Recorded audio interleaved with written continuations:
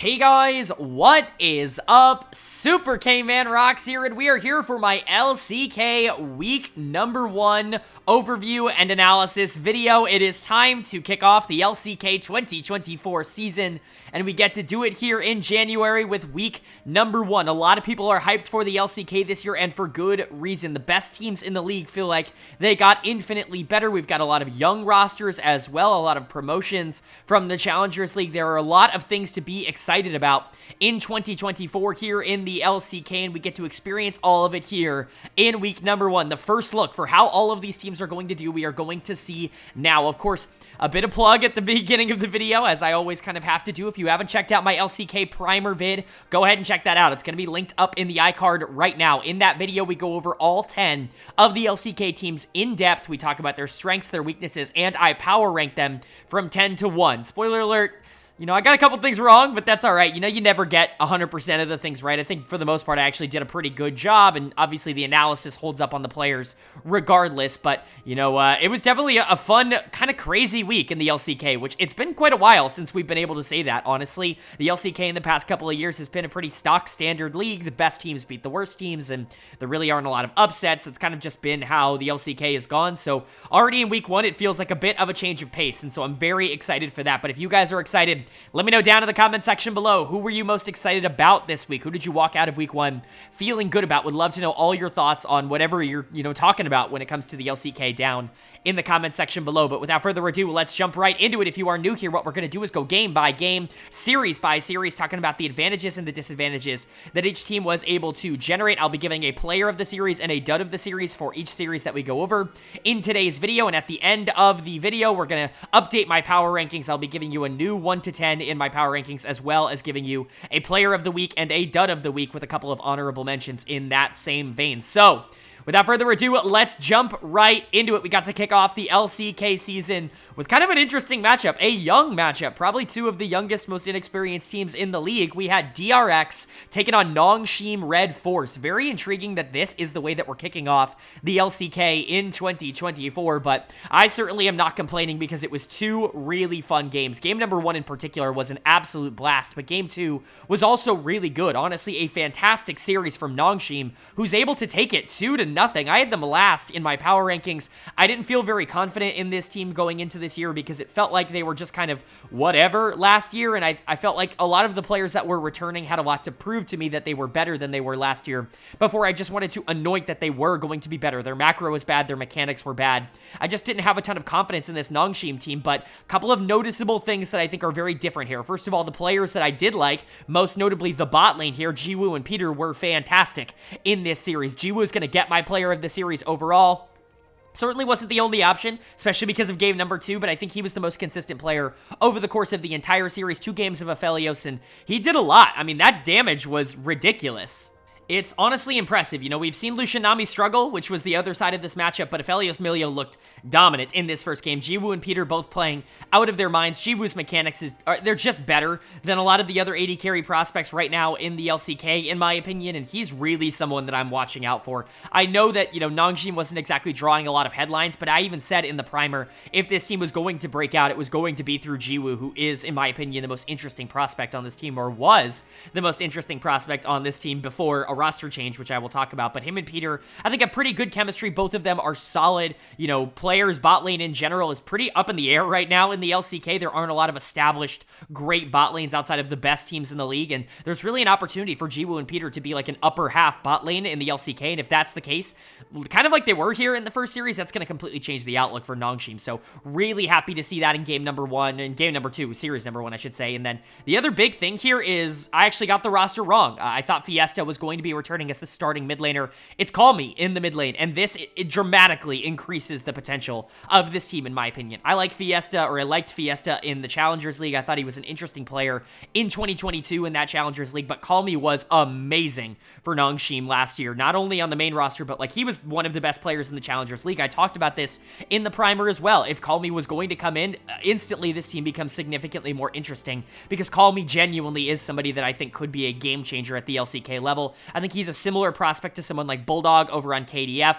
I think, they might even be similar talent levels in terms of what they offer right now. We'll talk about Bulldog, but Call Me's a very interesting player, and I think him coming in also does raise the floor and the ceiling of this team to me. It certainly makes them more interesting, and I'm very excited to see what he's going to be able to do if he gets a full shot here in the LCK. Step 1 has already gone really well, and then you've got Dindin in the top lane. What an awesome game 2 from him. Game 1 was a little whatever from him, like the Gnar was fine, but Udyr is such a funny champion. I mean, this champion's in such a good spot right now. We've seen it in every single region that has played up until this point, whether it's the LEC, whether it's the LCS, whoever has played up until this point has played Udyr, and they've played it at a super high level. This champion, if you build full tank, cannot die. He might not deal damage, but he is genuinely unkillable. He can be a CC bot. He can genuinely be very difficult to take down in his side lane and even really stop at any meaningful level. It's very, very tough to deal with Udyr, and Dindin was a massive nuisance, a massive headache in game number 2. You could realistically give player of the series to him for that game number 2 performance. I thought Jiwoo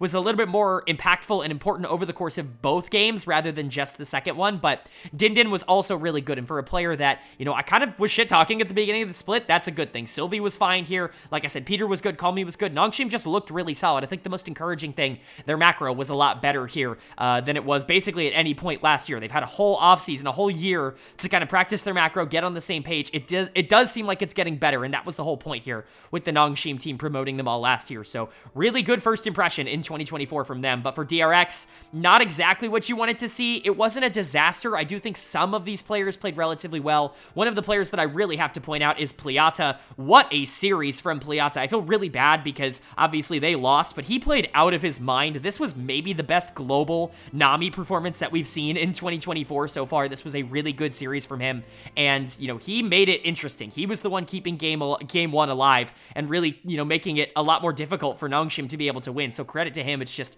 the rest of the team wasn't quite there. Dud of the series is going to go to Sponge in the jungle for me. Not a great debut for him in terms of, what he offered, but, he played some pretty aggressive picks into some aggressive picks. This is what jungle looks like in 2024. It's a lot of Xin Zhao. It's a lot of, Vi, even things like Jax, as we saw being flexed down in there. There's just options, and, you're going to have to be able to capitalize on some of those more aggressive plays. Sponge is a good player, but he also was a bit more of a facilitator, a bit more of a, Sejuani player or a Maokai player in Challengers League, and so going to be interesting to see if the meta ends up being a problem for him. I don't want to overreact to a player's first series. He wasn't great here. Sylvie was definitely better, but, I'm not going to hold it to him too much. Lucian looks completely awful. Another takeaway. Lucian as a champion just feels like complete bait at the current moment. It does not seem to be able to win in a professional setting. Teddy did not look good in this series, which I could have predicted. Rascal did not look good in this series, which again, I've been talking about over the past year. People keep saying that Rascal was elo held last year. People were saying that Teddy was elo held last year. I think there is significantly more to that story than people like to let on, and neither of them were particularly good here. Satab was fine. He was okay in the mid lane. You maybe wanted to see a bit more, but Call Me's a really good prospect. Honestly, a better LCK Challengers prospect than Satab was coming up into the league this year, and so I'm honestly not all that surprised that Nongshim was able to win this. I think their drafts were better, and I think their execution was better. DRX needs their veterans to step up, and they need their young players to really show some signs of development and potential. Pliata was a player that I gushed about in my primer, and he held up his end of the bargain here in the first series. The rest of the team absolutely needs to follow. Going to be interesting to see if they continue to struggle, kind of like Nongshim did last year. But good for Nongshim in year 2. It's a good start. I'm not going to crown them just yet as the breakout team of 2024. This is just a really nice way to kick off the season. Jiwoo and Peter, I think, are going to be a pretty legit bot lane. If Call Me can be a strong mid, even if you don't get these kinds of performances out of the top side of the map from game to game, from series to series, I still think this team might be able to be competitive. 10th place already looks like it was probably much too low for a very improved Nongshim team.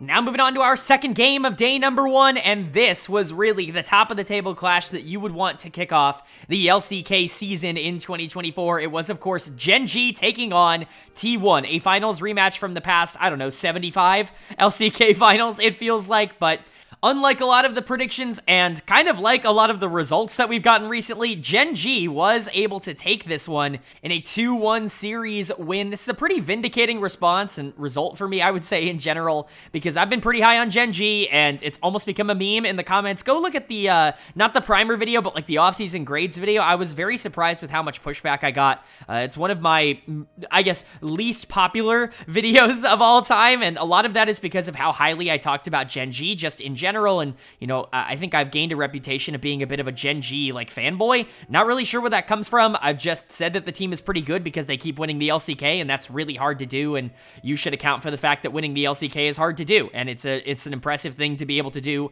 as consistently as Gen.G has been doing it. But, you know, a lot of people will tell you that it doesn't matter. I think this is the kind of reason that it matters. They have T1's number. I can't exactly tell you why, but they just do, and a lot of the players that I really believed in going into the year for Gen.G stepped up in a major way in this series. Basically, all of the players that I individually pointed out as being major upgrades that I did get some pushback on, you know, looked really good in this one. We'll start with my player of the series. This was kind of tough. Two very deserving players. The two players that I, you know, kind of got the most heat for, putting pretty highly in my rankings, both of them performing really well in this series. I'm going to give player of the series to Chovy in the mid lane.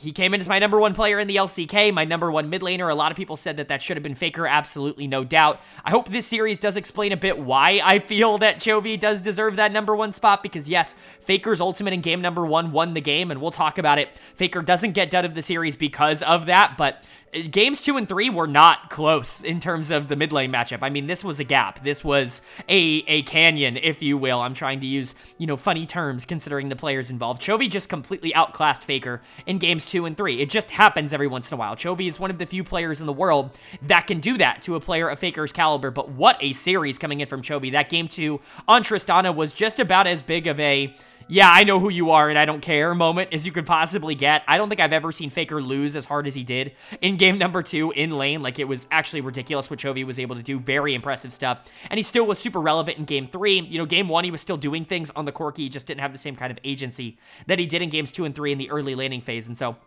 you know, these are the kinds of games. This is why Chovy came in as my number one LCK player. This is why he came in as my number one mid laner, because when you watch him at his absolute best, he is the absolute best. And it's really not up for debate when he's right. Now, is he going to be the most consistent? Is every game going to be like this? Sometimes you don't get the best out of Chovy, especially in more negative situations, but he grew a lot as a player last year, and to me, this is what it looks like to be maybe even the best player in the world right now, and he's a very deserving player of the series here to open the year. The other player, Lehens, in the support position, who genuinely was phenomenal in game number 3. We talked about Chovy looking good on the Yone in game 3, but it was Pays and Lehens that really were kind of the carries in that third and final game, and Lehens was the other player that I got a ton of pushback in that video on, and that's also something that really surprised me. I get that KT wasn't quite as popular as maybe, you know, teams like Gen.G and T1, but people were really mad that I put Lehens over Delight.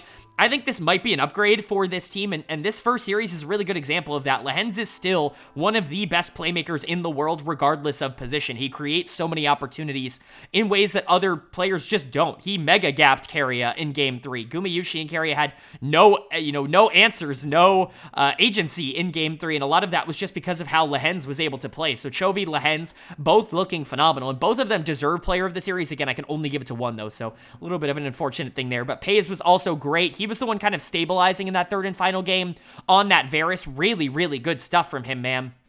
I really like Pays. I think he's wise beyond his years in terms of in-game experience. He's not this young player that's making a ton of mistakes and, you know, is very volatile and you can see the potential, but he needs to grow into it. He seems like this very stable, very consistent, not big risk-taking AD carry that is just ridiculous mechanically. He does feel like the perfect successor to what Ruler was to this team, and so, you know, it's really, really good to see that. Those three were definitely the carries. Canyon, much more of a facilitator in this first series, but that's okay. He's kind of gotten better at that role as he's gone throughout his career, even though it's a bit more of a carry jungle meta. Very interested to see where Gen.G goes there. And then Keen got to play tanks all series, which is something he's very good at. Like, you know, Keen's a good carry player. He definitely is somebody who likes resources, but he can play tanks, and somebody has to take the secondary, you know, backup role on this team every once in a while. I imagine Keen and Canyon will get their days. I just don't think it was going to be in this series. Overall, if you were wondering what Gen.G was going to look like in their first series, they passed basically every test with flying colors, in my opinion. Even game 1, it was so slow and so nothing that, you know, one big Nico ultimate was able to end the game. That's just kind of how it goes. Gen.G had control of a lot of that game, but games 2 and 3 were all Gen.G. They really were very favored in this series, and they look like the best team in the LCK. And then for T1, you know, I'm not going to panic. I'm not going to freak out too much. You know, this team has never really performed in the LCK in the same way that they do at their best internationally. I don't know if it's because they want to try stuff out. I don't know if it's mental lock-in, but they have always struggled against teams like Gen.G. It's just really never been a smooth ride for them in those circumstances. I think the most concerning thing to me is just the underperformances of specific players.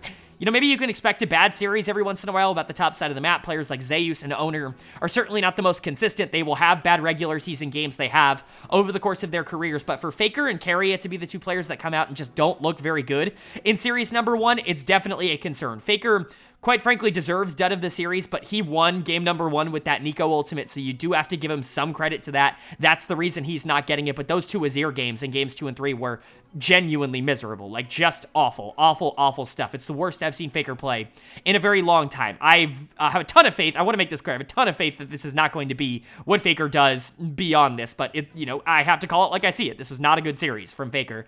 And then KT is going to get the dud of the series because his game number 3 was also just horrendous on the Bard. I saw a lot of people joking in the Twitch chat that he should have his Bard skin revoked after this performance, and obviously it's a joke, but like, this was really bad from KT. This was just consistently getting in your own teammates' way. This is not doing any damage, not creating any plays, just being completely outplayed by Lehens and by Pays for a majority of the game. It just was not a good showing from T1 in general. Really, there was nobody on the team that I think played well over the course of the series. Guma's scoreline looks okay, but I think that's padded, in my opinion. I really don't think Guma played all that well. T1 just kind of got outclassed. I think there was a chance they lost game number 1, and there was never a chance they won games 2 or 3, even with Gen.G trying to throw game 3 with some, over-aggressive, plays towards the end of the game. This was just not a great series for them. You're going to hope that they're going to be able to bounce back, and honestly, it's not a hope. They're going to bounce back. They're going to look better, as we go throughout the split, but at least at the start here, this is probably not how they wanted to start 2024, but really nice showing for Gen.G. Really, really good series. A lot of the players that I wanted to see break out, broke out here, especially the bot side of the map, and I'm really excited to see if Gen.G can continue the legacy of what they've been able to build over the last few years. Moving on to day 2 now, and day 2 kicked us off with a pretty classic rivalry, almost, you could say, here in the LCK at this point. It's OK Bro taking on Dplus KIA. Funny that I say that this is a rivalry, but it feels like every year DK is good and Bro is bad, and Bro always wins anyways, and it's almost become a running joke here in the LCK, but not so in day number 2 here in week number 1 at the start of the year for these teams. DK is going to be able to take it 2-0 in this series. Really good for them. Obviously, you could have seen it be a little bit more easy, I guess, for them. You would have liked to see them not struggle at all here, maybe not have to come back in game number 2, but something I haven't really talked about, there are a lot of comebacks in League this year. In the LEC, there's already been a ton, and in the LCK, basically half the games on day number 1 were comebacks, and here's another one on day number 2. It's a lot of, just waiting until your comp hits a power spike and then team fighting to win the game, even though you're playing from behind. It's pretty exciting to watch, but DK was able to do that, and that's already a huge improvement over what they offered last year. This was a team that really struggled at being able to, I guess, hold on to leads. They were really bad in the mid to late game, and it really cost them at Worlds when they weren't able to make it out of the Swiss stage, but they already look a lot better in that stage. I certainly don't think they're perfect, but this was a pretty decent start to the year for a team that I think is, fine. They're really solid. They're the definition of a solid upper tier team to me. So, good for DK. Player of the series for me is going to go to Aiming in the bot lane. This really was not difficult. Xayah Rakan was massive in this series. And Aiming and Kellen, I think, piloted it really, really well. Obviously, we'll get to some of the other players that I think played well, but Aiming was definitely the carry for this team at the start of this split, and you got to be excited for that, because Aiming was somebody they brought over to be a consistent, playmaker, a consistent carry for this team. When you look at the rest of the roster, Kingen definitely more of a, passive top laner, not somebody who needs a ton of resources. Showmaker, honestly, has become a little bit less resource reliant than he has been in years past. He can definitely facilitate better than he gets credit for. Aiming could actually be in for a pretty big year with how this team is set up, as I talked about in the primer, and this was a really good start to that. Obviously, not going up against the hardest bot lane in the world. Envy and Effort are both just whatever players. They're both near the bottom of the league in terms of players, but it's still really good to see Aiming step up and be able to win both in lane and out of lane. The big problem with Aiming at the beginning of his career, before he really started to break out in 2022 on KT, was that he was not very good in lane, that he would get kind of run over early in games. If you did get to the late game, he would be a lot more consistent in that area, but you needed to kind of guide him into that late game. He's obviously rounded himself out a lot better in terms of the early game, and I think that's helped him out a lot and made him a lot easier to play with, and this was a really good example of that. They won lane in both of these games, even though they're going into Kalista, even though they're going into Ezreal. It's not an easy laning phase in either of these, and they were able to win it pretty convincingly in both, so that's good. Kellen continues to look solid. Kellen has a really bad rap on the internet. He definitely does not deserve it, as I've talked about. Had a pretty bad World Championship, so I'm certainly not going to deny that, but I think in terms of LCK results, he has proven himself to be, a top 4 LCK support, a pretty solid one that, on any given day could be a top 2, top 3 guy, even a top 1 guy. He has those kinds of performances, especially if you go back beyond last year, but I like this pairing with Aiming. I think stylistically those two work together, and, I think it definitely showed in this first series. They were actually really solid in lane together. If that continues to be a strength for this team, that could be really big for DK. Lucid looked awesome, I think, in his first series as a starting jungler in the LCK, his first ever games in the LCK. Lucid looked really good. He kind of played the role that Canyon had been asked to play a lot last year, which is this engage, diver in the jungle, playing the Vi, but he was actually really good, and I think the thing that impressed me the most when it came to Lucid is his macro, his, where he needs to be on the map, knowing exactly what, he needs to prioritize at any given moment. I think he did that at a very high level. So credit to Lucid. This was a very encouraging first series. And then Showmaker, I thought, also looked really good. Mechanically speaking, he's still Showmaker. I want to see some more aggressiveness out of him. That's something that I feel has been lacking, at least in the last year or so. I'm still a lot higher on him than I think your other analyst. I was very high on him last year. I thought he had a much better year than people give him credit for, but I do agree in a sense that kind of the killer instinct, if you will, isn't as much there as it has been in years past, as it was in 2020 and 2021 for Showmaker. If he can get back to that level mentally, if, playing for himself, trying to win games on his own, I think he still has the mechanics to actually be able to take over the LCK. I just want to see the confidence and the ability to go out and do that a little bit more. Kingen was solid. DK in general just looked good. I wasn't blown away by this team in the offseason. I thought they had a good offseason, but, I was struggling to find ways to see that they were going to compete for like an LCK title. Nothing here really changed that for me. This looked like a good team beating a bad team, but maybe not a great team beating a bad team, right? That kind of thing. But hopefully DK can prove me wrong. This is a great start, but it's about where you go from here. And then for Bro on the other side, they're just not very good, especially with Nongshim, performing really well on day number 1. Bro could very well be the worst team in the LCK. I think that's a very realistic thing. And I think all of the worries that I had when it came to Bro very much came true in this first series. I was super low on their offseason. I thought they made, some of the worst decisions of any team globally. I think I might have actually given them the lowest grade of any team in the offseason. Like, I think they had the worst offseason of any major region team. And a lot of that was because your big signing was Envy, who's just barely good enough to play at this level, if he is even good enough to play at this level, and that was certainly shown here. He got completely outclassed by Aiming in this matchup. You brought back Effort and Karis, and these two players are just not particularly good. Karis was benched last year for a reason. He had to come back in because Ivory, the other option, was so miserable, but Karis isn't exactly a superstar, and he got completely outplayed by Showmaker and by Kellen and by Lucid this entire series. He's going to get my dud of the series in the mid lane. Just not a good look for a player who everybody continuously says has potential, but fails to show any growth at the LCK level. Like I said, Effort is just not an LCK player anymore. He has not been for basically 3 years at this point. It's just not been a good run for him. To see him continue to struggle, especially in lane, which used to be his strength, is concerning. Gideon and Morgan were whatever. Morgan's scoreline looks awful, but that's going to be the case if your entire team lost and you're playing Jax. Gideon, I think, was probably the best player on this team in this series, but he still got out jungled, and he certainly got out macroed by Lucid, who was just everywhere on the map, and Gideon just could not keep up, and this was a problem that he had on Invictus as well. I just don't have a lot of confidence in this team. I think they are lacking in talent. I think they're lacking in macro, and I think they're lacking in synergy. I really don't see a lot of positives for Bro moving forward. If they don't change something very quick, they very likely could be the bottom-ranked team in my power rankings. And then for DK, like I said, it's a nice win. I would have liked to see it be a bit more dominant. Maybe some of these players really, showing up and showing out. But Aiming in particular looked really good, and it's nice to see some growth out of players like Lucid and Kellen from last year. And so, nice start for DK, but jury's still out on them in the long run. And now moving on to Game 2 of Day 2 here, and it's the debut of one of the most interesting teams this offseason, as well as the only team to rebrand this offseason. It's KT Rolster taking on FearX. I'm going to call them Fox for a majority of the season, the majority of the split. I hope you guys are okay with that. They're abbreviated as Fox. I think it's fair for me to call them Fox instead of FearX, but KT's able to pick up this series 2-0. Really nice win from them. This might be the most, convincing win of the year up until this point.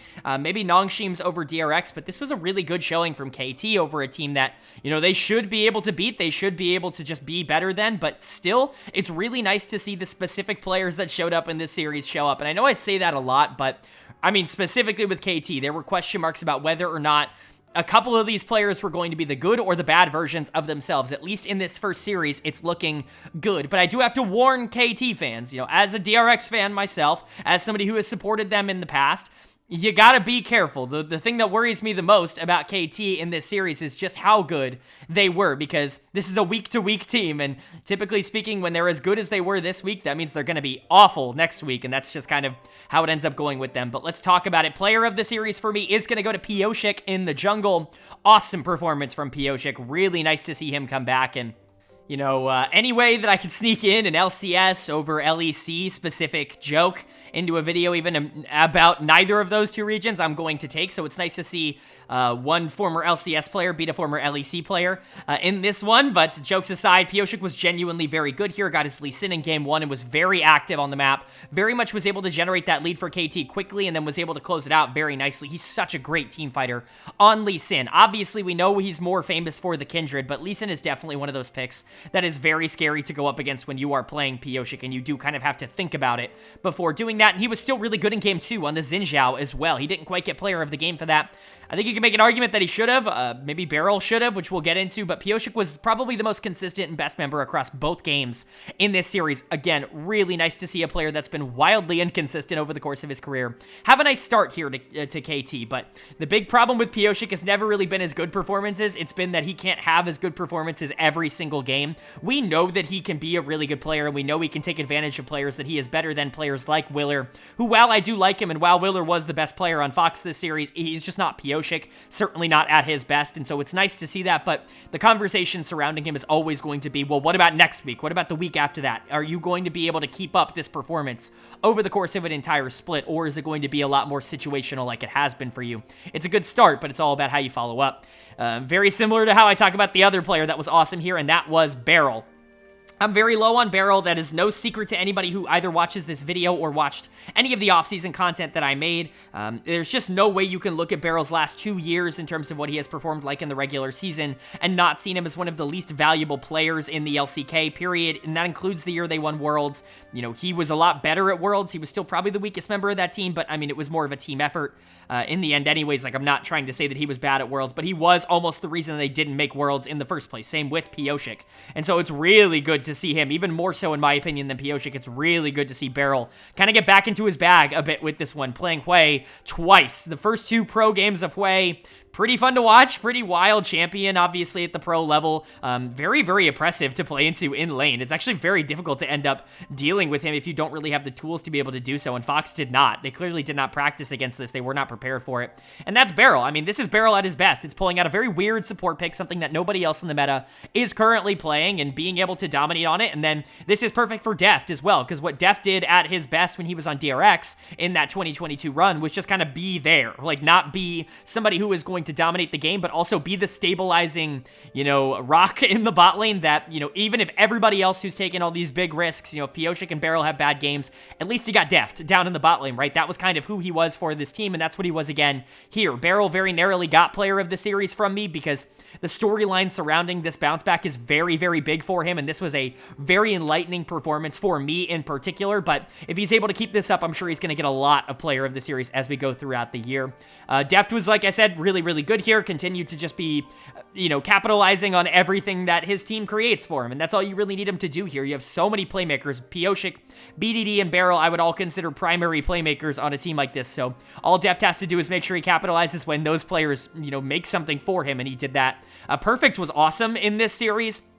I am really high on Perfect. I talked him up a lot in the offseason. He was one of my favorite players to watch in LCK Challengers League. A lot of people were talking about Thanatos, and for good reason. Thanatos is very good as a top laner in Challengers League, but I thought Perfect was the better prospect, at least in the short term. Like, I think he's better right now, even if Thanatos potentially has a higher upside. Perfect was that good in the Challengers League, so it's really nice to see him, you know, be given a couple of the primary tanks, the primary weak side in the top side, you know, champions, I should say, right now in the meta, and just kind of dominate Clear, who people tend to like. I think Perfect is a better player than Clear. I had that reflected in my rankings, and that, you know, came to fruition in this first game. BDD was solid too, but Pioshik and Beryl in particular popping off in this one is very eye-opening for me. Hopefully they can keep that up. And then for Fox, on the other side, didn't exactly go how I think you wanted your first game and your first series as a new organization and a rebranded organization to go, but, you know, you can't really be all that surprised that you lost this one. You lost to just a better team. This is always a team in Fox that's probably like the gatekeepers of the bottom for me. me. They're probably better than the bad teams, and they're probably going to be worse than any teams that are genuinely good and genuinely want to compete for like top 3, top 4. And so I'm not particularly surprised at this outcome. Dud of the series is unfortunately going to go to Execute for me. I did hype Execute up a bit because I was really fond of his tape in the LEC. Obviously, if you're unfamiliar, he formerly went by Jonghoon. He played for Astralis the past few years. Switched over to Execute in terms of his name at the beginning of this split, and it just wasn't a great debut in the LCK for him. You know, he gets to play with Hanwha, somebody who he does have experience with. He's been in the same organization. They were in Bro together back in the day, but neither of them looked very good. I was very low on Hanwha. I made that tweet at the beginning of the year where it was like, I can't believe Jonghoon's going over to the LCK, and he actually downgrades at AD carry. I think that came to fruition a bit in this series. Hanwha and Execute were just not even remotely on the same level to deal with Beryl and Beryl's Sway in particular, but Clear was also a disaster on the top side. He got absolutely nothing done. Closer just did nothing, as he does when his team loses. He's really not the kind of player that makes your team better. He just looks good when the rest of the team is looking good. And Willer, while he did try to make plays and while he was at least active, wasn't nearly as active as Pioshik was, and you got to give Pioshik a lot of credit for that. Fox just didn't have the firepower to be able to keep up with a very active and very strong KT Rolster team here in series number 1, and you know, that's just kind of going to be who this team is, I think, for a lot of this year. They're going to be good, but maybe not great, and you're just going to kind of have to live with that if you're a Fox fan. But really nice for KT. This team does have the potential to be great. Obviously, a bunch of players, 3 on this team, that won Worlds 2 years ago together as a unit. And so you're hoping they can get back to that form. And quite frankly, this is maybe the best first impression you could have possibly gotten if you were a KT Rolster fan. And now we get to move on to the middle day of LCK in the week number 1 here. I don't know why I phrased it like that. I have no idea what I'm doing. It's Hanwha Life Esports taking on DRX in series number 1 of day 3 here. And Hanwha Life gets to debut with a pretty big win for themselves, a 2-0 series win. DRX dropping to 0-2, 0-4 across the beginning part of this split. That's really not how they wanted to start their year. You know, these young players, you were hoping that they could be brought in and they could bring some life, some energy into this organization. It has not necessarily worked out at the start here, but we'll talk why, you know, that's not entirely a concern at the moment. If they don't win this year, I don't think they're freaking out. This was a developmental year for them, I think, overall. But for Hanwha Life, really nice way to start the year. You would have liked game 1 to be a bit easier, a bit cleaner for them, but at the end of the day, they were able to get it done, and that's all that matters in the end. So let's talk about it. Player of the series, to me, pretty easy choice. This one's going to Peanut in the jungle. Really happy to see Peanut continue to be really, really good at this level. You know, I've gotten comments in the past where it's like, oh, you rate Peanut too high. He's not the number 1 jungler in the LCK. Those comments, I think, are gone. I think most people would say that that's just, you know, it's a fine take. At this point, Peanut's been the best jungler in the LCK for about 2 years now, and he was really freaking good on Nongshim, was really good on LGD. He's been good everywhere he's been. You know, SKT, Rocks Tigers, it doesn't matter, right? Peanut's been an elite player his entire career, and it's really nice to see him come over to this Hanwha Life team and basically pick up right where he left off on Gen.G these past couple of years, getting to play these more engaged style facilitators that he's really made a name for over the past couple of years, you know, really bringing, you know, Poppy into the meta, being the one, you know, I don't think he gets enough credit for being the pro player that basically, you know, inspired all the other pro players to play Poppy in the jungle. And, you know, seeing him play Zac here in game number 2 in a comp that's really good for Zac into a comp that's really bad against Zac. So, you know, really good, you know, willing to play off meta. Really, really strong there from Peanut. But generally, he just has such a control over the map. He shuts down enemy junglers more than I've seen any other jungler be able to do. He makes it so hard to play aggro in your lane because you never have any idea where he's going to be. His ganks are so consistent and so strong. His macro is just the best of any jungler in the world. I truly do believe that, and I think he continues to look strong here. Obviously, not the toughest of competition going up against here in series number 1 for him, but it was good enough for me to say that I feel pretty confident that Peanut is going to just continue where he left off on Gen.G here on Hanwha Life. Everybody else on this team also looked great. Viper and Delight looked really solid. Maybe less so Viper. Viper looked really good, but he was just doing so little damage in game number 1. I think a part of that is just Lucian. You know, Lucian's very low damage right now. He's kind of a bad pick, if I'm being entirely honest. It's just never looked good, even with Viper, you know, playing on it and winning on it here in game number 1. And the Kalista was definitely better, but Delight definitely felt like he was the one that was doing a lot more in the bot lane duo. Really good to see Delight continue where he left off last year. You know, he was the player that really looked good at Worlds for me from Gen.G, the player that really stood out. So nice to see him, you know, continue some of the confidence and momentum building that he ended off 2023 with, especially because he really was more of a question mark before that year. So good to see that. Doran was really good here, really made Rascal look like a complete chump, which we will get into in just a second. Trust me, we will get into that. Zeka was solid, made Satab look like a chump, and, you know, that was more Satab than it was Zeka, but generally, Hanwha Life was just so much better than the team that they were playing against. That, you know, Peanut being able to control the map and Delight being really active in terms of setting up his AD carry made it basically impossible for DRX to actually be able to play against them in this game. So good stuff for Hanwha. Bad stuff for DRX, though. Certainly not the start to the split that they would have wanted. 0-4, certainly not what I think would have been ideal for them. I think they would have accepted that result, but man, the path that we've taken to get there has not been particularly easy for them. It's just looked really, really bad. Dud of the series was a complete toss-up. Do you want to give this to Rascal? Do you want to give it to Satab?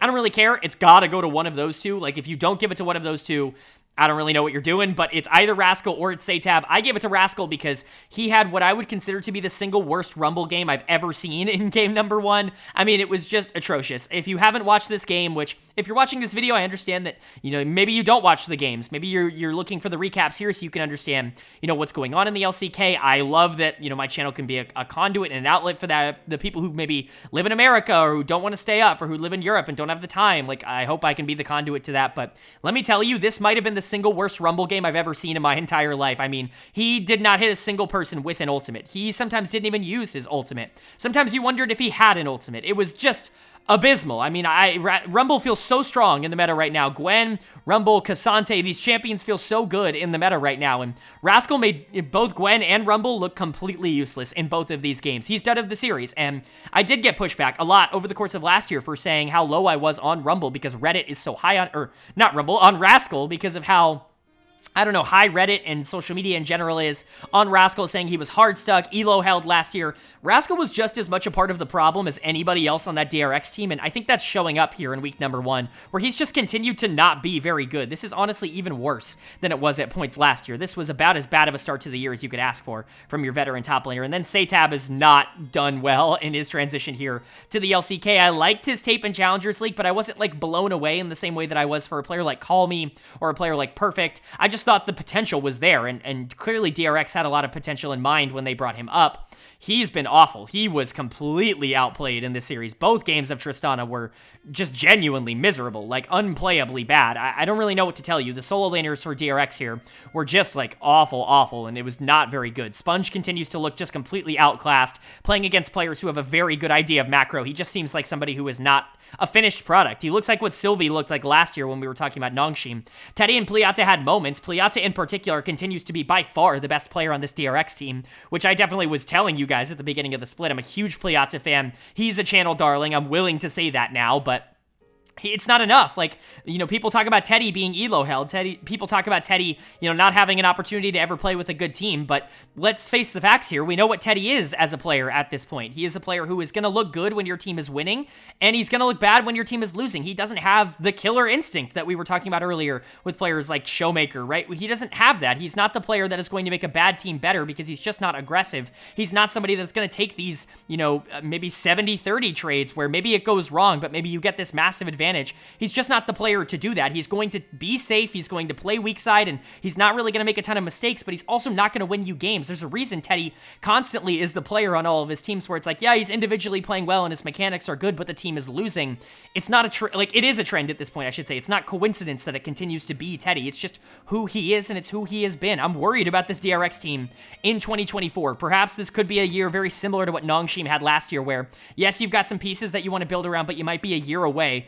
Pliata does look good, which is something to at least consider, but there's a lot of other things that I think have to go right for DRX. And for Hanwha, they're a genuinely elite team. Like, this is a team that I'm expecting to compete to win the LCK, right up there with Gen.G and T1. I think they are talented enough to be in that conversation, and at least in the first series, they did pass. I want to see a bit more consistency and a bit more, like, game-breaking stuff come out from some of their players. Zeka was a little absent in terms of the game-breaking plays, and you would have liked to see more aggression out of Doran in Game 2 on the Aatrox when he was able to get his lead, maybe Viper a bit more damage, but I'm grasping at straws here. This is just trying to clean up things against a bad team, right? They looked like everything they should have looked like, and if they can clean up things from that game number 1 like they did in Game 2 every game, I mean, this is going to be one of the best teams in the world.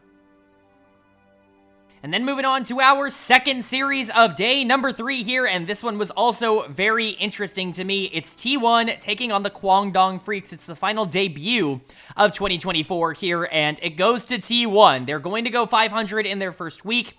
You know, losing to Gen.G, certainly not a loss that you're going to hang over their heads too much. Gen.G feels like one of the best teams in the world on paper. You're not shocked that they weren't able to get over that hurdle. They were able to win a game, but KDF, this is a much more accurate version, I think, of what we can expect from T1 over the course of the rest of this year. Being able to take advantage of some of the weaknesses that KDF has and just generally, you know, outclassing them in most roles, having their players just be better, I think is kind of what you wanted to see out of T1 in this series. As much as I like KDF, I really did not expect them to be all that competitive in a series like this. Maybe I would have liked to see some, you know, flashes of life, which they just didn't have. This was a domination in both games 1 and 2, but, you know, at the very least, like, I don't know, there's some positives to take away from T1, even if there isn't from KDF, so I guess we'll say that. Player of the series for me is going to go to Zeus in the top lane. Really nice to see him have a bounce-back series.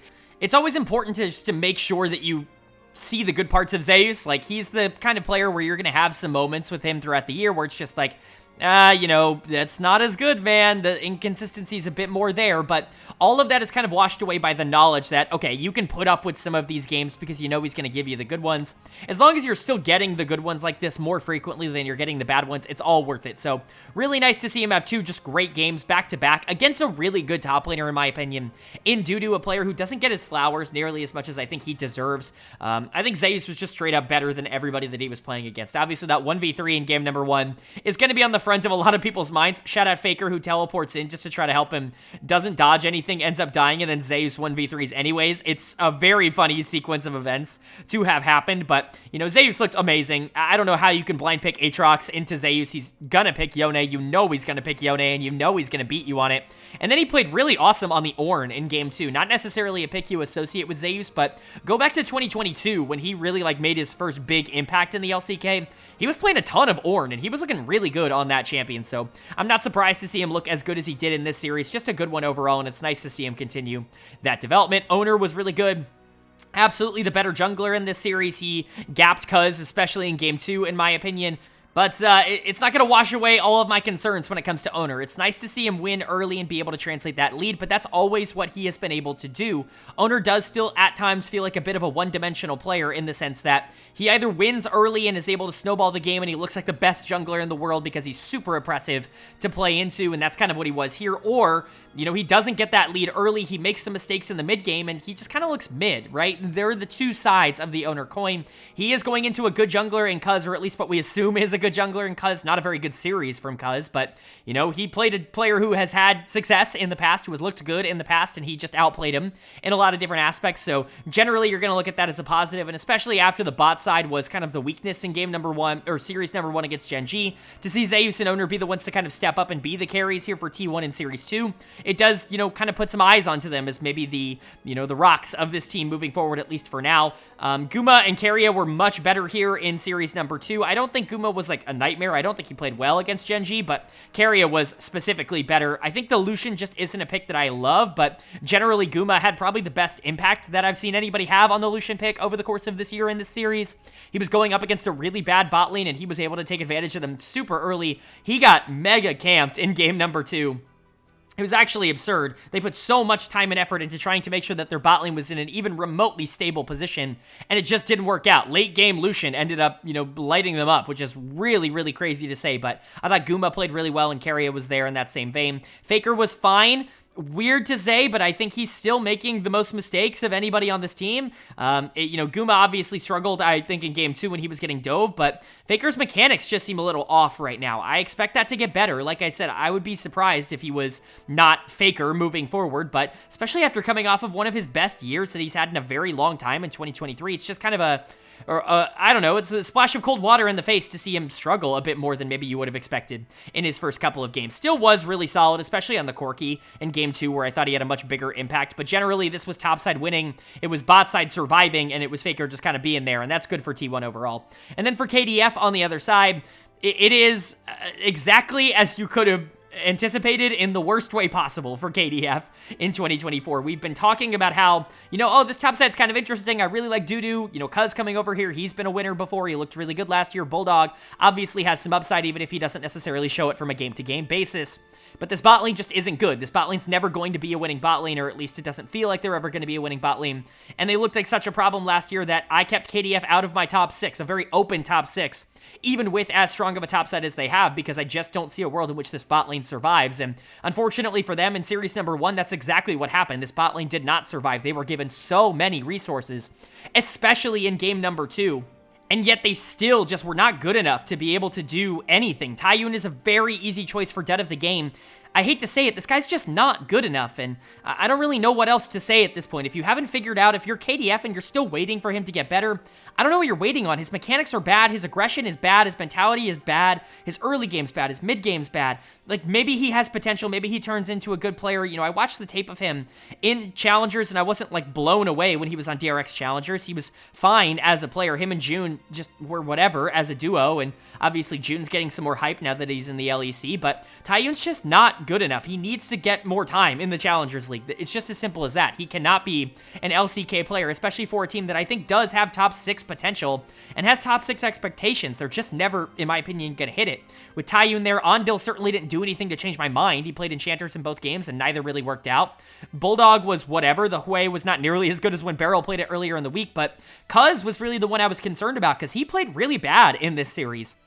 Obviously, Cuz is a bit more of a feast or famine player, but he really kind of solidified a lot of the feasting in 2023 for KT. I was a lot lower on Cuz throughout most of his career. His time on SKT wasn't exactly great, and then obviously his first year on KT was also pretty hit or miss. That team missed playoffs, or I'm sorry, missed Worlds, a lot due in part to Cuz just not being all that consistent in the jungle, having good games, but also having bad games, and 2023 was not that year for him. He was having good game after good game after good game, and I saw this as a really good landing spot for a player with top-end experience, Worlds experience. You just made the quarterfinals, gets to play with players in Dudu, who I think is really good, and Bulldog, who I think could be really good.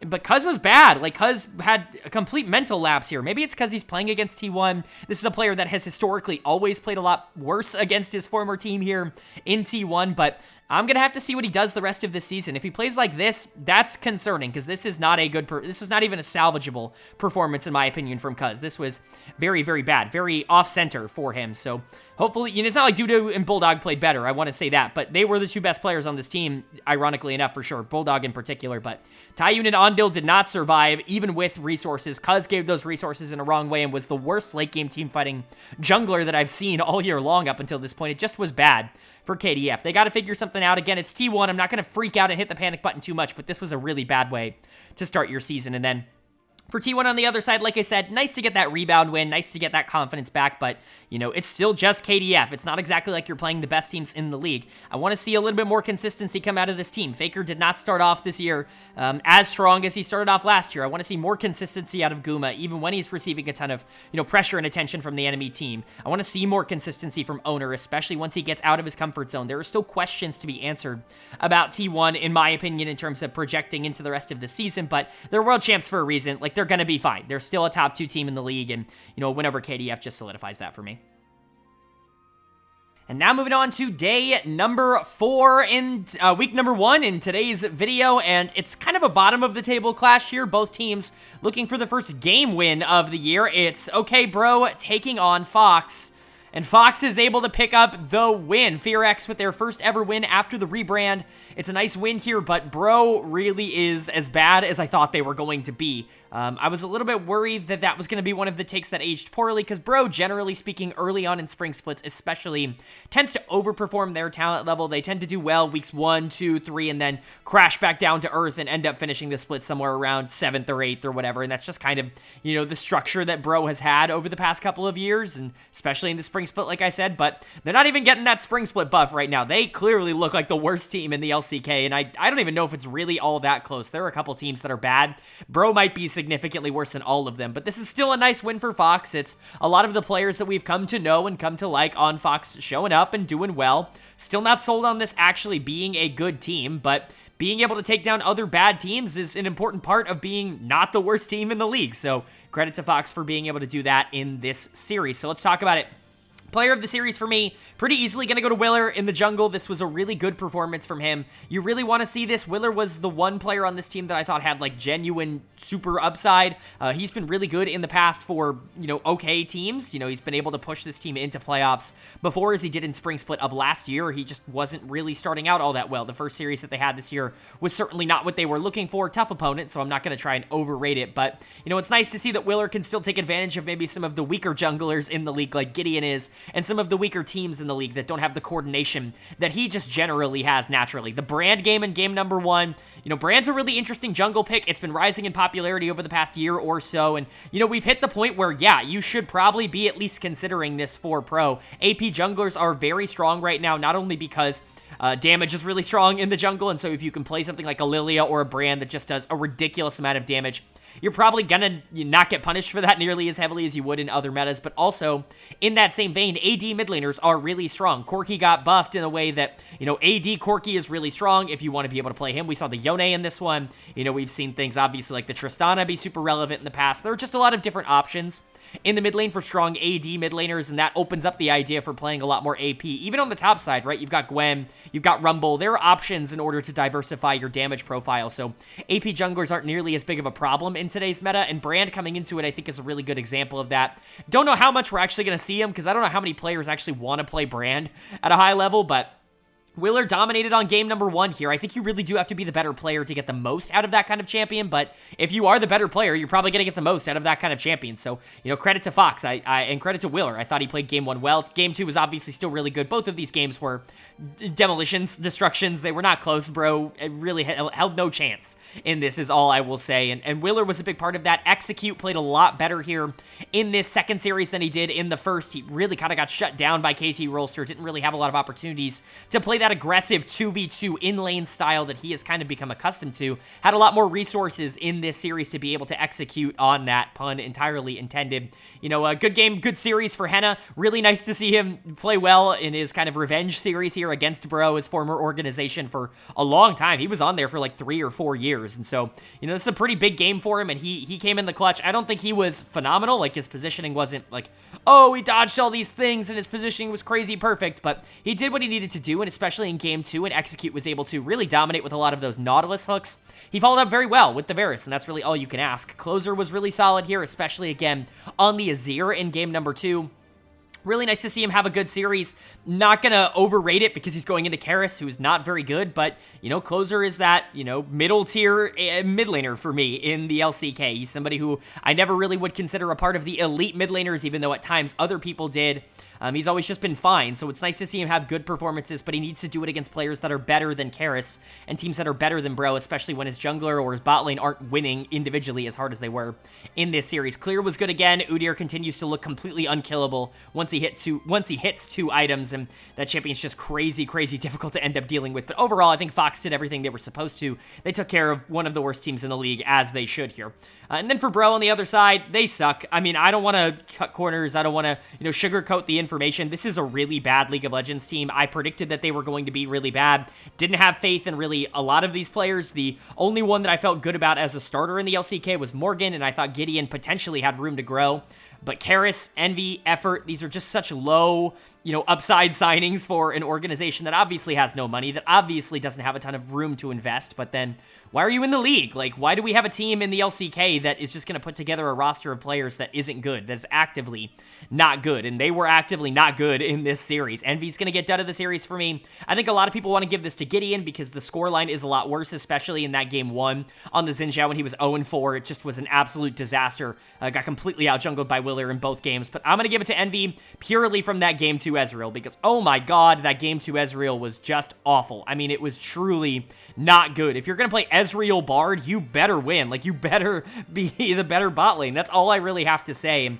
Envy and Effort were absolutely not the better bot lane here today. Effort continues to look like a non-LCK support, an LCK challenger support at best, and I don't really know how much he's got left in the tank. Karis is getting gapped by literally every mid laner in the entire region. Was absolutely destroyed in their first series. Got even destroyed, maybe even worse. I don't know if it was worse. It was just as bad here in the second series. He got bailed out by the fact that the rest of his team also got absolutely obliterated in this one. And then Morgan tried his best. There were moments where he was looking relatively okay, but I mean, what are you really going to do on Gwen or Renekton when everybody else in your team ended up losing? He's like a potential starter in the LCK, but I mean, how much is he going to go to a top team? Probably not. He's probably not good enough for that. So he ends up landing here, and this is just a disaster situation for him. So overall, Bro is just a bad team. They're starting 0-4, and they deserve to start 0-4. Spoiler alert for those of you who stick around to the end. They're going to come in number 10 in my power rankings. It's not really all that up for debate. There is no team in the LCK that I trust less than Bro at the current moment. This team just doesn't really have anything going for them, and I don't really see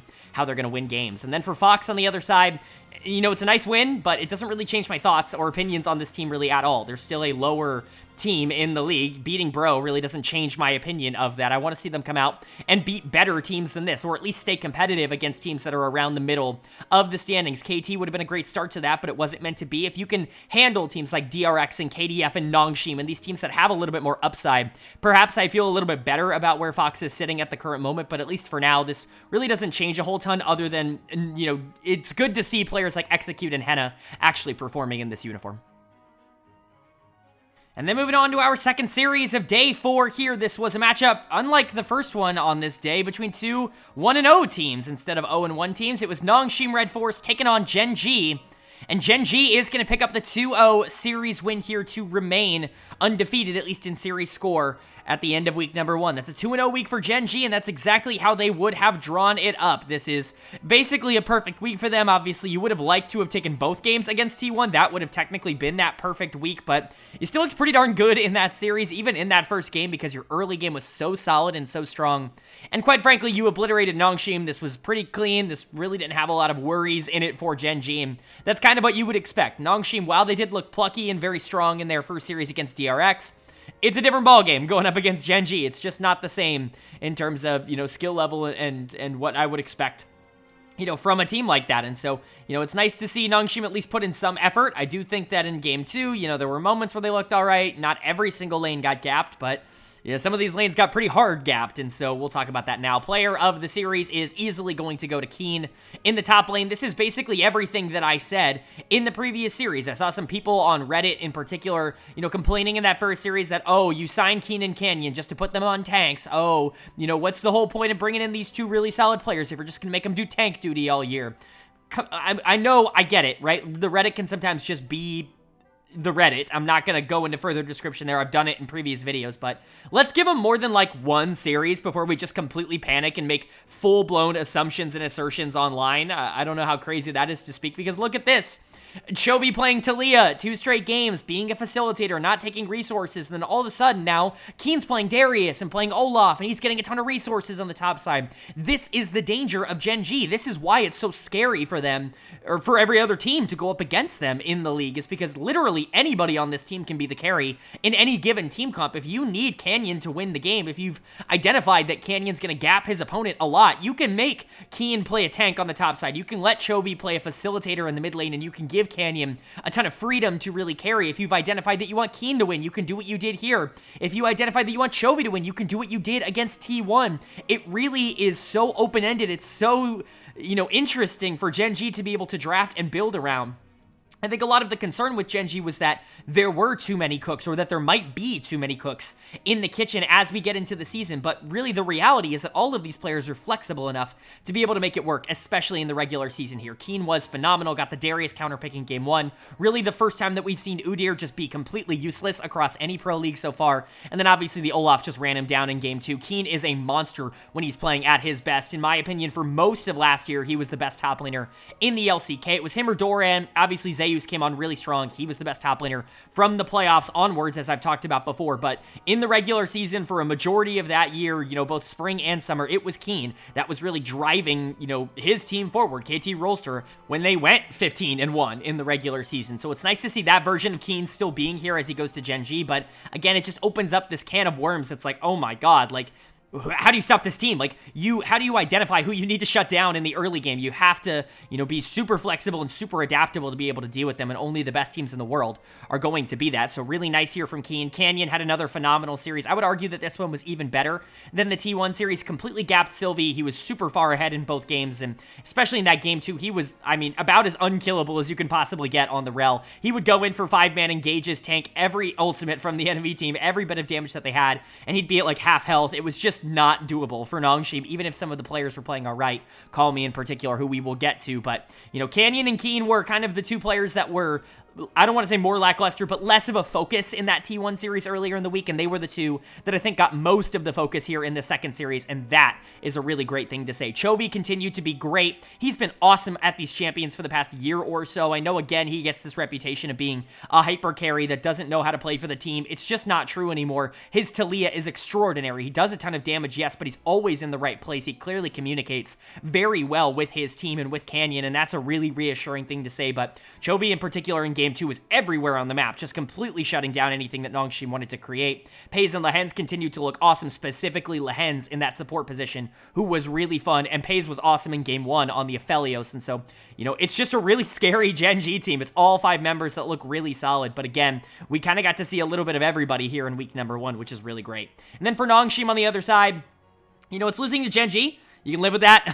I certainly wouldn't be too frustrated about that. Obviously, you looked really good in your first series against DRX, but this is just a different animal. It's not the same. Dud of the game, or Dud of the series, I should say, is going to go to Din Din in the top lane. As good as he played in that first series, was not nearly the same in Series 2. This was one of the biggest top gaps that I've seen in a long time in Pro. This was not close. Din Din was not on the level of Keen in this series. It's certainly something to consider, but I'm not very high on Din Din as a player. Didn't really think he had the potential to be like a good top laner at the LCK level, and this is more proof of that, where when he loses very hard, and it's even on a champion like Udyr that honestly felt kind of impossible to int on over the first couple of weeks of the regular season, both in the LEC, the LCS, here in the LCK. Basically everywhere he's played, he has been super successful, and even when he loses, he can't really lose that hard, but he lost really freaking hard in both of these matchups. Sylvie also got completely canyoned in the jungle. Yes, I use the term.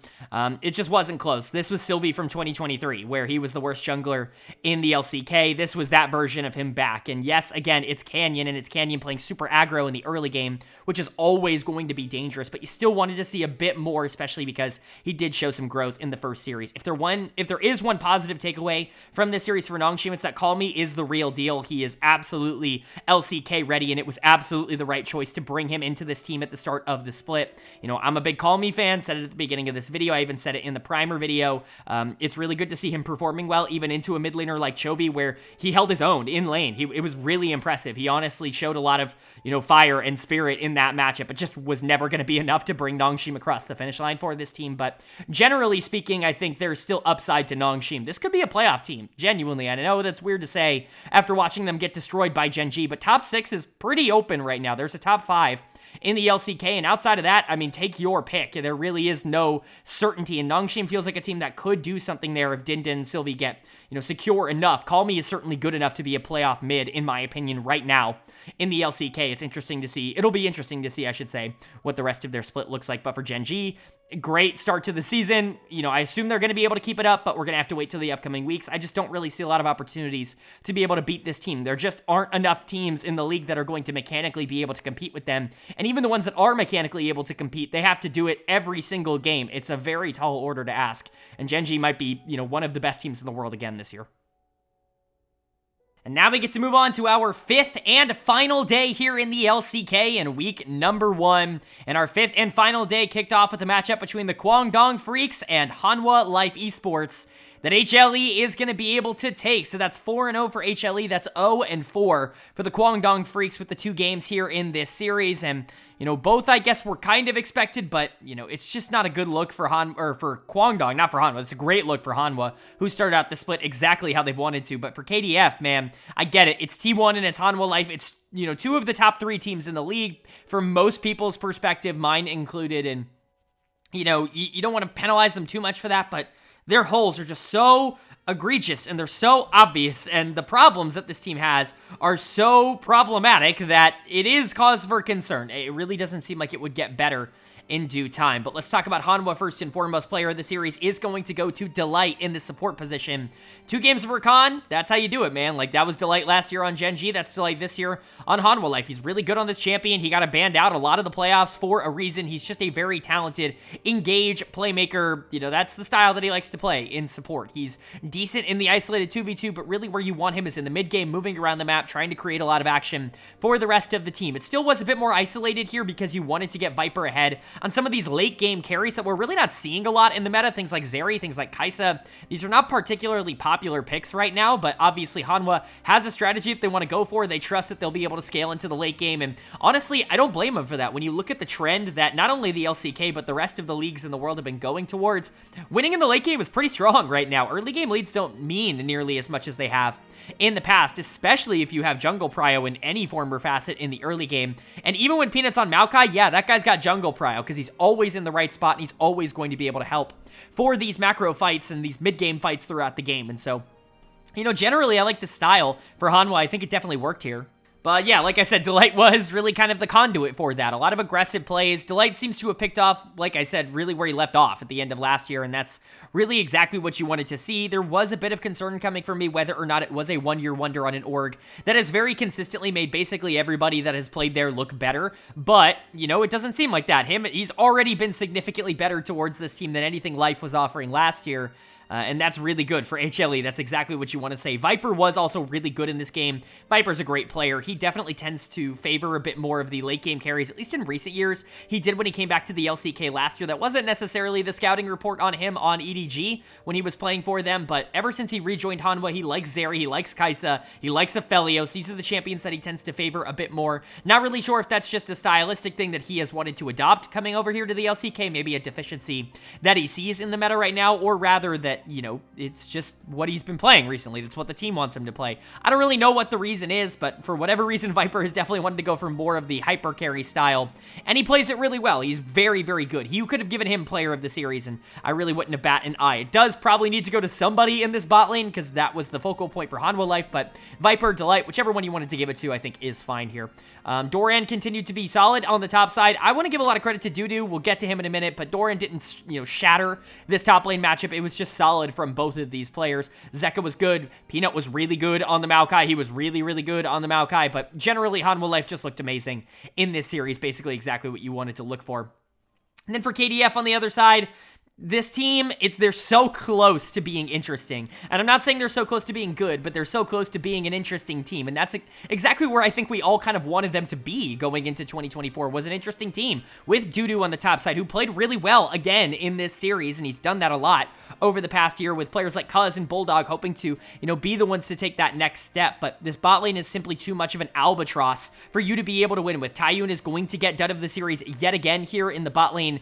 And I'm going to say it. I'm not going to sugarcoat this. I know I've like really gone in on Taiyun a lot, but I'm just going to say the true thoughts that I have. I think this might be the worst LCK player I've ever watched, and I've been watching the LCK since 2015, full, like, every game. Like, if the worst player is now in 2024 and not a decade ago, that is a problem with how much better League has gotten. I've never seen a player this outmatched at this level who has been given so many chances and so many opportunities. He's played over a year in the LCK, and he has yet to have, like, a serviceable game, and he just gets absolutely destroyed every single time. Like, it's just, if this team had a serviceable bot lane, I think that they actually could be a team that competes for a top 6 spot, because even though the top side isn't perfect, and they haven't played perfect, Cuz, in particular, has really not been that guy in the first 2 series, this bot lane is such a problem that you would think that maybe even just replacing them would increase morale on the rest of the team, increase the rest of the team's ability to think they can win games, because it's just not very good. This is the worst. I talked earlier about it, you know, oh, did I see the worst Ezreal earlier this week? No, this was the worst Ezreal I've seen. It's miserable. How do you get caught so often in the mid game as Ezreal? You have a free escape button. I don't get it. I don't understand how you can constantly be so out of position. I don't know if it's lack of focus. I don't know if it's lack of effort. I don't know if it's lack of talent. I don't know what it is, but it's not working. He has to go. He has to be replaced.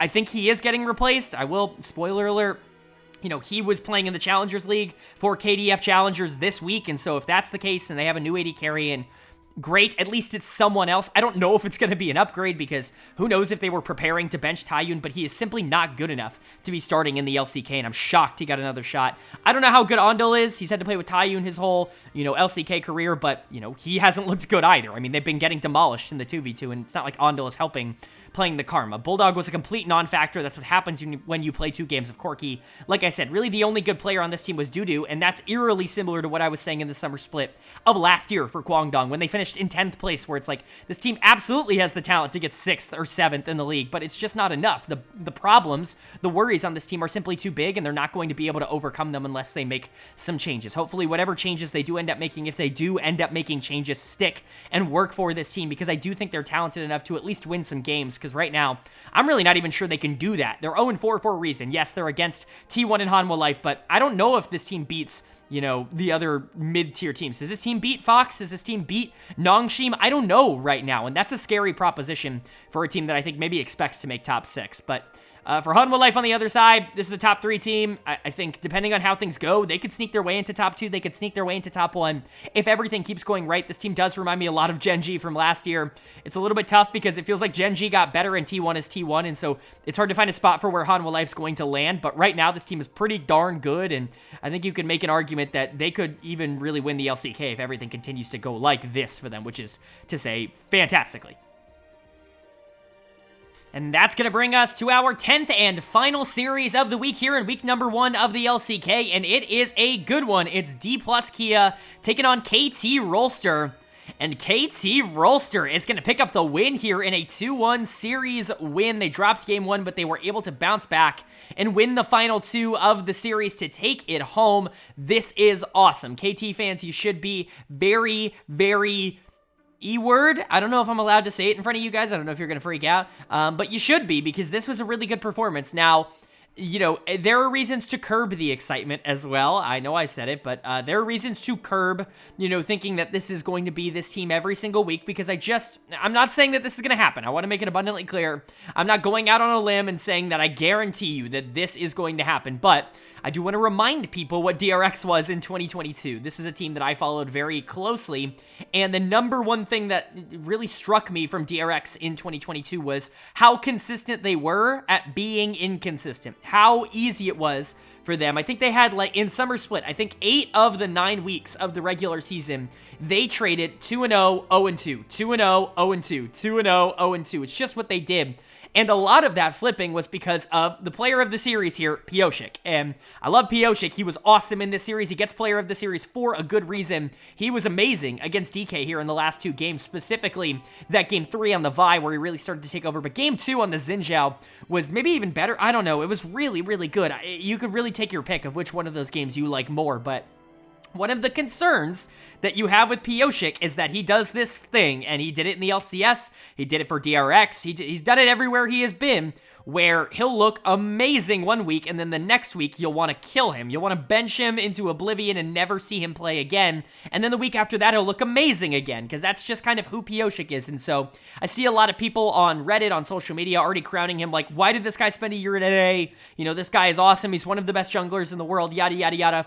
Let's see if we're still saying that in 2 or 3 weeks. I'm not saying that we won't be. I want to make that clear. I'm not saying that it's impossible that Pioshik becomes more consistent, and this is a big breakout year for him coming back to the LCK. I think certainly that is a possibility, but let's see where it's at in 2 to 3 weeks before we jump the shark and claim that Pioshik is going to save KT Rolster. This was a great week 1. I need to see a great week 2, and I need to see a great week 3, because that is just what Pioshik needs to prove to me at this point in his career. But, you know, really good start from him. Again, like I said, games 2 and 3 were phenomenal. Game 2 on the Xin Zhao, he was everywhere.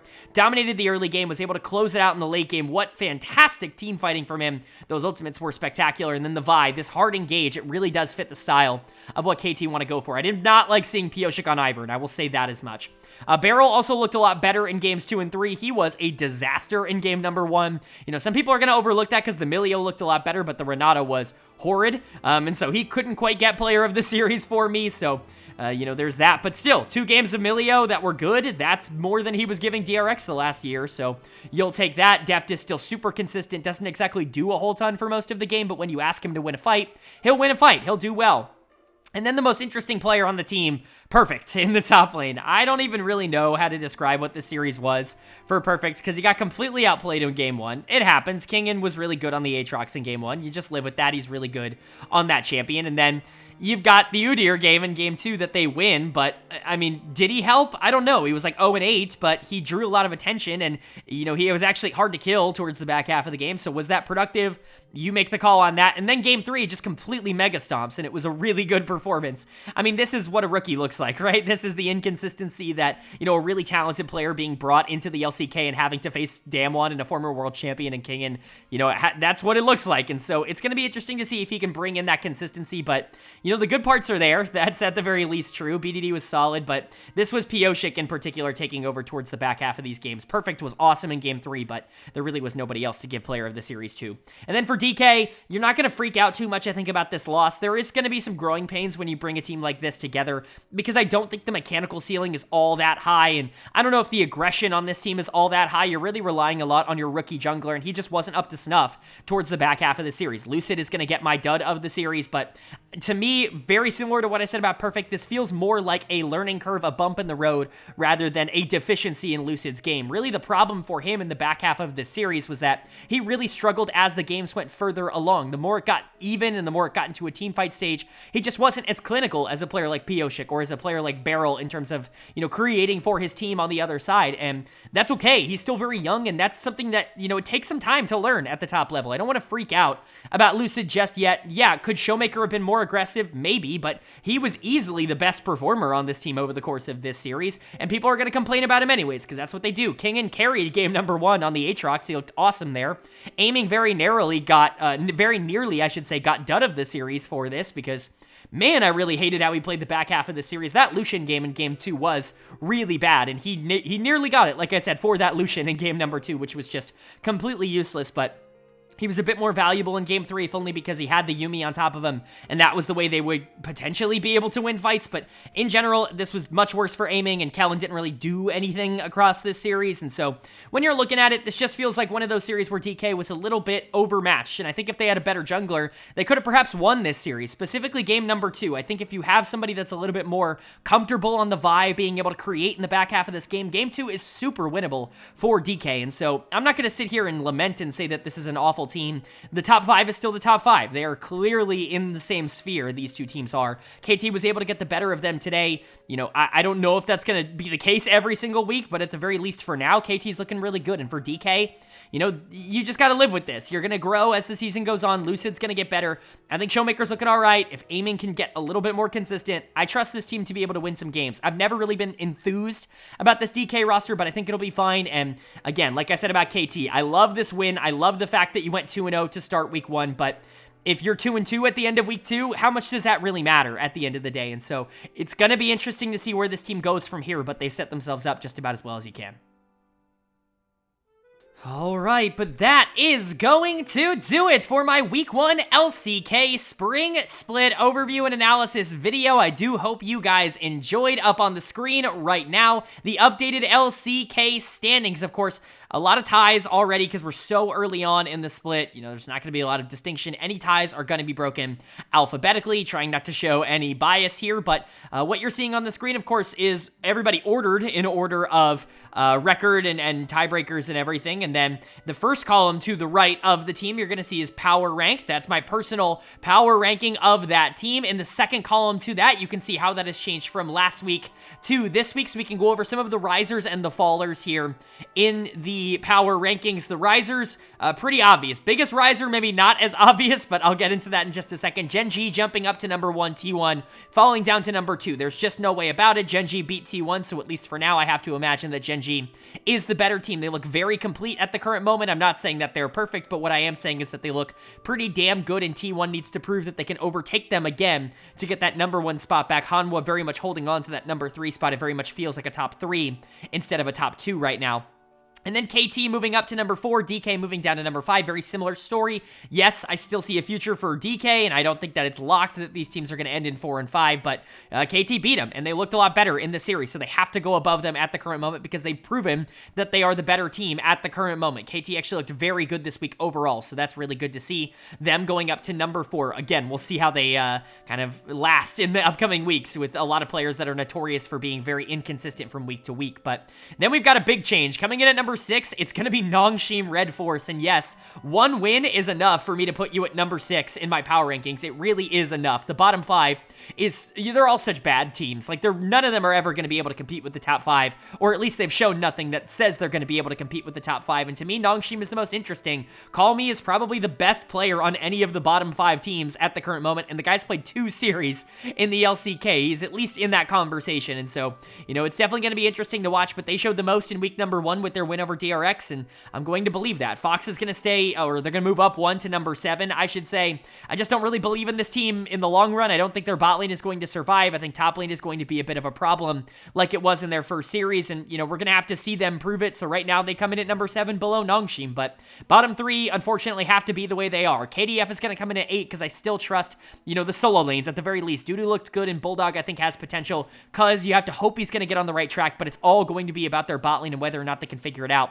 And then DRX, the biggest followers this week, dropping down 3 spots to number 9. This team just did not look good. I very prematurely put them in the top 6, but I thought they would be a lot better from moment 1. I thought the veterans would help guide them in. This is not a very good League of Legends team at the current moment. Maybe something changes next week, but from what we've seen in their first 2 series, they've looked completely outclassed and outmatched even against bad teams. And then Bro is the worst team in the league. They're going to drop to number 10. Nobody's really going to be saying much else, I think, at the current moment. This is the team I have the least amount of confidence in the LCK, and it's not particularly close. So those are the power ranking updates. Let me know what you agree with and what you disagree with down in the comment section below. Am I too eager on NS? Am I giving up too quickly on teams like DRX? Like, let me know down in the comments, but let's move over to my player of the week and my dud of the week. Now, for those of you who didn't watch the LEC video, we've made a new addition, a new slide towards the end of the video now, where I talk about my player of the week and my dud of the week. There's just a visual. I always talked about it in previous years, but now I've actually got a slide to back it up, and, you know, I've got some honorable mentions, some runner-ups, if you will, but player of the week for me is going to go to Pioshik on KT Rolster. He was the most impactful member of his team in the LCK this week, and that's really good to see. If he gets this again in weeks 2 and 3, yeah, MVP pace. I'm ready to jump on board with that conversation like everybody else seems to be right now, but I do need to see it happen in, you know, successing weeks because he's known to be a bit inconsistent, but I do want to clarify. He was amazing this week, and he gets player of the week for a good reason. Runners up, your honorable mentions, Chovy on Gen.G, who was genuinely spectacular in both of the series that they played, especially the one against T1 where he just outclassed Faker in the last 2 games. And then Delight on Hanwha Life, who was really good in both of the series that they played. I think you could give the honorable mention to Peanut as well. He was very consistent, but I thought Delight was a little bit more of an impact in both series. So it's going to be Chovy and Delight. And then dud of the week, very easy call. This one goes to Taeyun, the bot laner for KDF. Just really, really bad week for him. This team is really struggling, and I don't want to say it's all because of him, because it's not like, you know, Cuz and Ondil are playing perfect, or Bulldog is really being super aggro or anything like that, but he's certainly the most noticeable thing that is going wrong on a team that I think does have expectations, and there really is just no other person that I could give dud of the week to. Taeyun is the most public, easy answer here for who I think was the biggest underperformer. We'll even see if he gets to play in week number 2, because his week number 1 was that bad, and so that's going to be my player of the week and my dud of the week. Again, let me know down in the comments whether you agree or disagree, whether you would give it to someone else or not. Would love to hear you guys' thoughts and opinions, but that is going to do it. If you enjoyed the video, leave a like. It really does mean a lot. Lets me know you guys are enjoying the content, and it does help get this video out to a lot more people, which I'm always very appreciative of. If you're new here, hit subscribe. We don't only cover the LCK on this channel. We cover all 4 of the major regions every single week, as well as the NACL, the second tier in North America. So if you want weekly recaps on any of those leagues and you like the style that we had in this video, this is the place for it. Hit that subscribe button and hit that bell so you can be notified when those videos go live. But of course, with all that being said, I hope you all are having a great day. I hope you continue to have a great day, and I will see you all later.